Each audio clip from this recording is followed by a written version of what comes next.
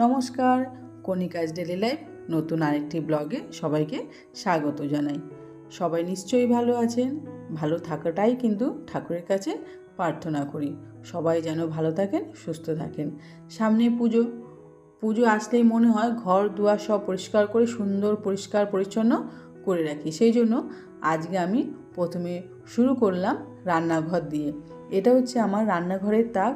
এই তাকেই কিন্তু আমি সমস্ত রান্না বান্নার মশলাপাতি কৌটোকাটি সব রেখে থাকি।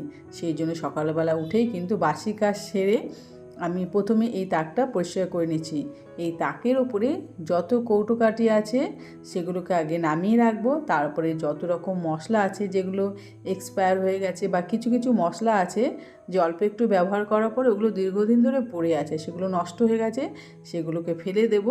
তারপরে কৌটোগুলোকে ভালো করে পরিষ্কার করে ধুয়ে মুছে শুকিয়ে নিয়ে তারপরে তাদেরকে আবার যথাস্থানে রেখে দেব। ছুটির দিনে এই কাজগুলো করতে হয়, নাহলে অন্য দিন আর সময় পাওয়া যায় না। যেদিনকার মেয়ের ছুটি থাকে বা তার বাবার কাজের ছুটি থাকে সেদিনকারই এই কাজগুলো করে নিচ্ছি। দেখুন পেপারটাও খুব নোংরা হয়ে গেছে। এবার পেপারটাকে তুলে নিয়ে ভালো করে ঝেড়ে নেব। আর পুজোর সময় এগুলো করতে কিন্তু খুবই ভালো লাগে।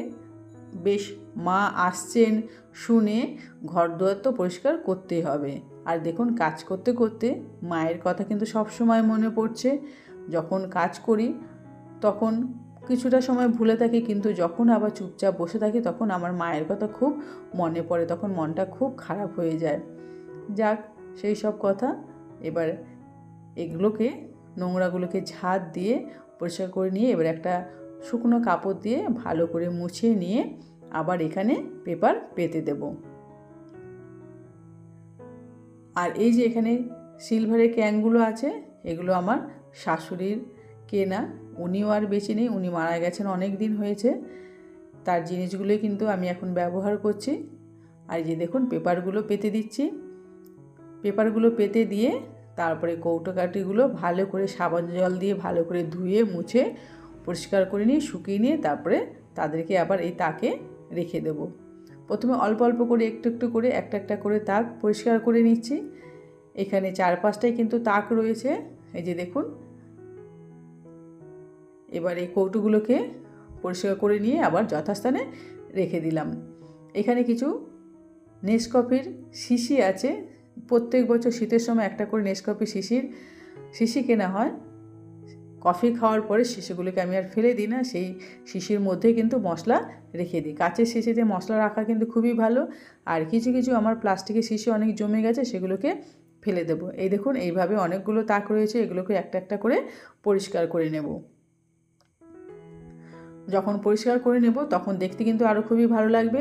আর দেখুন পরিষ্কার করতে করতে কত বড় একটা বিপদ ঘটে গেল। এখানে একটা কাচের শিশি ভেঙে পড়ে গেল। এর মধ্যে ছিল আমচুর পাউডার। মেয়ে তো দেখেই বলছে, আমার কত টেস্টি একটা জিনিস, সেটাকে তুমি ভেঙে দিলে। আমি তো বললাম, দেখ মা, আমি এটা ভাঙিনি, এটা উপর থেকে কী করে পড়ে গেল। এই যে কাচের টুকরোগুলো কিন্তু আমচুরের মধ্যে একদম মিশে গেছে। কারণ কাচের টুকরোগুলোকে বাদ দিয়ে আমচুরটা নেওয়া যাবে না, কারণ ছোট ছোট কাচের টুকরো আমচুরের মধ্যে মিশে গেছে, আর এটা তো খাওয়াই যাবে না। এবার এই কাচের টুকরোগুলোকে একটা প্লাস্টিকের মধ্যে ভরে নিয়ে তারপরে ময়লার বালতিতে দিয়ে দেবো। কারণ যে ময়লা নেয় সে কিন্তু আগেই বলে দিয়েছে কোনো সময় কাচের ভাঙা জিনিস কিন্তু বালতিতে ফেলবেন না, এরকম একটা প্লাস্টিকের মধ্যে ফেলে দেবেন, তাহলে কিন্তু আমাদের ফেলতে সুবিধা হয়। তাই ওনার কথা মতো ওটা প্লাস্টিকের মধ্যে ভরে নিলাম। আর এবার চলুন একটা খুব সুন্দর জিনিস দেখাচ্ছি। এই যে আমাদের বাড়িতে কলা গাছ হয়েছে, তার মধ্যে কলার মোচা হয়েছে আর কলাও হয়েছে।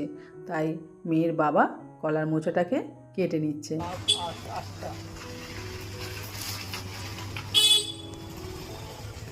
কষ পড়ছে, বলো কষ পড়ছে।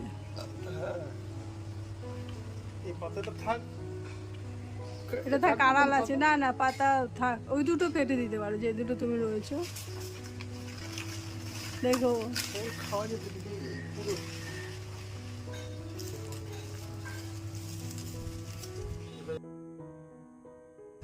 নষ্ট হয়ে গেছে। এই যে এটা নষ্ট হয়ে গেছে, এটা নষ্ট হয়ে গেছে,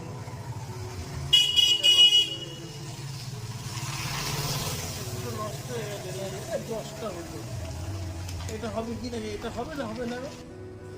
মোচাটাকে কেটে আমি বারান্দায় নিয়ে আসলাম, আর দেখুন ওপর থেকে আমি দেখিয়ে দিচ্ছি যে কলা গাছটা কত সুন্দর লাগছে। এবার কাজ বাজ সেরে দুপুরবেলা রান্না করে নিয়েছি গরম গরম ভাত, আলু সিদ্ধ আর ডিম সিদ্ধ।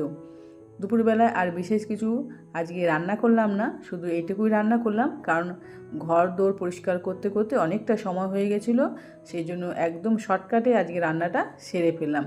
দুপুরবেলায় এই আলু সিদ্ধ আর ডিম সিদ্ধ দিয়েই খাওয়া হবে, তার সাথে পেঁয়াজ ভাজা, লঙ্কা ভাজা। এটা খেতে কিন্তু দারুণ, গরম গরম ভাতের সঙ্গে এটা খেতে খুবই টেস্টি লাগে। আর মেয়ে তো এটা খুবই পছন্দ। আমি ওর বাবাকে বললাম, দেখো আজকে কিন্তু আর কিছু রান্না করলাম না, এটা দিয়েই কিন্তু দুপুরের খাবারটা সেরে নিতে হবে, আর যা রান্না করব রাত্রেবেলায়। তাতে মেয়ের বাবা কিছুই আপত্তি করলো না, আমারও বেশ ভালোই হলো। আর মেয়ে বলছে, মা আমার খিদে পেয়েছে। আমি বললাম ঠিক আছে, এটা মেখে আমি তোকে ভাত দিয়ে দিচ্ছি। আর সকালবেলায় আমরা একটু ছাতু মুড়ি খেয়ে নিয়েছিলাম, ছাতু খাওয়াতে পেটটা অনেকক্ষণ ভর্তি ছিল, কোনো অসুবিধাই হচ্ছিল না। এবার কাজ করতে করতে বেশ খিদেও পেয়ে যাচ্ছিলো, বেশ বেলা হয়ে গেছিলো। তাড়াতাড়ি মেয়েকে দিয়ে আমরা সব কাজ সেরে নিয়ে স্নান টান করে আমরা খেতে বসবো। মেয়েকে বললাম তুই আগে খেয়ে নে, আমাদের এখনও আর একটু সময় লাগবে। আর মেয়েকে দিয়ে দিলাম গরম গরম ভাত, আলু আর ডিম সেদ্ধ, তাতে শসা দিয়ে। আবার মেয়ে তো এটা পেয়ে খুবই খুশি, মেয়ে বলছে এটা দিলে আমার আর কিছুই লাগবে না, এটা দিয়েই কিন্তু আমি সব ভাত খেয়ে নেব। আমি বললাম ঠিক আছে তুই খেতে থাক, আমরা একটু কাজ সেরে নিই। আর বন্ধুরা, আজকের এই ব্লগটি এখানেই শেষ করলাম। আজ এই ব্লগটি আপনাদের কেমন লাগলো অবশ্যই কমেন্টস করে জানাবেন, ভালো লাগলে একটা লাইক করবেন।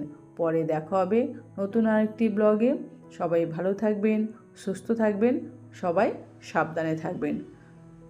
আশা করছি আজকের ব্লগটি আপনাদের অবশ্যই পছন্দ।